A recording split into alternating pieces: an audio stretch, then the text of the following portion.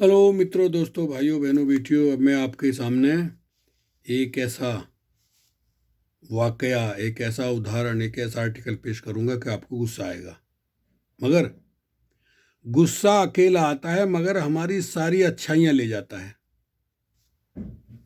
इसके अलावा हमें अपनों से भी पराया बना जाता है। सब्र भी अकेला आता है, मगर हमें सारी अच्छाइयां दे जाता है। और साथ ही परायों को भी अपना बना जाता है। तो आइए सुनाते हैं घटना, सच्ची कहानी। किताब तो बहुत छप चुकी हैं, लेकिन लोग खरीद नहीं पाते। खरीद लेंगे तो पढ़ने का समय नहीं है। लेकिन आज मोबाइल सबके हाथ में है और उसके आदी हो चुके हैं लोग, उसे ज़रूर देखते हैं। उसमें आर्टिकल हो, वीडियो, कुछ भी हो। इसलिए मैं ऐसी ऐसी वीडियो बना करके ये बातें आप तक पहुंचा रहा हूँ। नवरात्रि का सच सुनिए आप। दुर्गा 8 हाथ की नहीं थी, 2 हाथ की थी। दुर्गा का जन्म कलकत्ता के वैशाल्य में हुआ था। महिषासुर कौन है? यह एक मूल निवासी राजा था।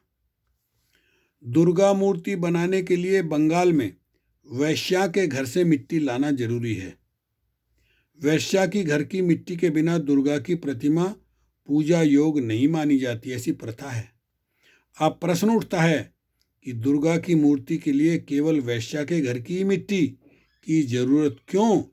इसके पीछे क्या रहस्य है, जानिए। नंबर 1, महिषासुर बंगाल के सावताल अथवा संथाल में आदिवासियों का एक अत्यंत बलशाली राजा था। ब्राह्मण विदेशी इसके राज्य पर कब्जा करना चाहते थे, जिसके लिए कई बार युद्ध किया, लेकिन ब्राह्मणों को हमेशा हार का ही मुंह देखना पड़ा। नंबर 2, इतिहास गवाह है कि जिसे बल से नहीं जीता जा सकता, उसे सुरा व सुंदरी के माध्यम से जीता जा सकता है। वैसे ही ब्राह्मणों की ही शैतानी नीति है। देखिए। नंबर 3, कई बार हराने के बाद ब्राह्मण महिषासुर के शक्ति को समझ गए थे, इसलिए सुरा सुंदरी वाली शैतानी नीति को अपनाया। नंबर 4, ब्राह्मणों ने दुर्गा, जो कि एक अत्यंत सुंदर वैश्या थी, षड्यंत्र के तहत महिषासुर को अपने माया जाल में फांसकर हत्या करने के लिए भेजा। आपको तो पता ही है, भारत के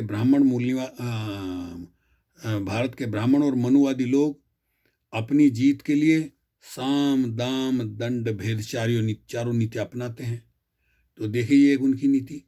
नंबर 5, दुर्गा के 8 रात सुरा पिलाते हुए, कई नाटक करते हुए दुर्गा ने 8 रात तक सुरा पिलाते हुए, कई नाटक करते हुए महिषासुर के साथ बिताई वो रातें। 9वें रात को मौका मिलते ही इस वैश्या ने महिषासुर की हत्या कर दी। इसलिए दुर्गा नवरात्रि मनाई जाती है। क्योंकि दुर्गा वैश्या थी, इसलिए वैश्या के घर से ही मिट्टी लाने का रिवाज आज भी है। नंबर 6, मूल निवासी राजा महिषासुर की हत्या दुर्गा ने किया, जिसमें ब्राह्मण उस राज्य पर कब्जा करने में कामयाब हुए। इसलिए ब्राह्मणों ने मूल निवासियों से उनके पूर्वजों की हत्यारनी दुर्गा की पूजा ही करवा डाली। नंबर 7, भारत के मूल निवासी लोग आंख, अकल और दिमाग के इतने अंधे हैं कि इसके बारे में जानने की जरूरत नहीं समझी। बिना जाने हत्यारों की पूजा करना शुरू कर दिया। किसी ने आज तक भी ऐसे मनुष्य को देखा है जिसके 8 हाथ, 3 गर्दन, हाथी का इत्यादि हो? आदि मानव काल में भी जाएंगे तब भी ऐसा कोई मनुष्य का जिक्र नहीं मिलता है। फिर ऐसे प्राणियों की पूजा कैसे शुरू हो गया? इसका मतलब साफ है कि ब्राह्मण मूल निवासियों के दिमाग में इतने हावी हैं कि उनके दिमाग में बुद्धि की जगह गोबर भर दिया जाता है, जिससे कि खुद से सोचने और समझने की शक्ति चली गई और अंधभक्त हो गए हैं। नंबर 8, कई लोग ऐसे अंधभक्त हैं कि जानने के बावजूद भी इसे अपने बाप दादाओं की परंपरा मानकर ढोते हैं। अरे तुम्हारे बाप दादाओं से पढ़ने लिखने का अधिकार छीन लिया गया था, इसलिए उन्हें जो बताया गया वही मानते गए। तुम्हें तो पढ़ने लिखने का अधिकार, पढ़ लिख कर सब बेकार, जो तुम्हें मिला तुमने उसका पढ़ाई लिखाई बेकार कर दी सारी। इसलिए साथियों, बाबा साहब ने कहा है शिक्षित बनो, शिक्षित बनो और शिक्षित बनाओ। खुद भी शिक्षित बनो और अपने बच्चों को शिक्षित बनाओ। संगठित रहो, फिर संघर्ष करो। जो भी प्राप्त करना है मांगने से कोई नहीं मिलता, छीनना पड़ता, छीनने के लिए संघर्ष करना पड़ता है। इसलिए साथियों, सादर नमो बुद्धाय। जय भीम, जय सम्राट, जय अशोक, जय ललित सिंह यादव, जय पेरियर, जय संविधान, जय भारत। ओके, शुक्रिया, धन्यवाद। वीडियो को शुरू से आखिर तक देखिए और लाइक कीजिए, कमेंट कीजिए, सेंड कीजिए और घंटी पर भी बटन दबाइए प्लीज़।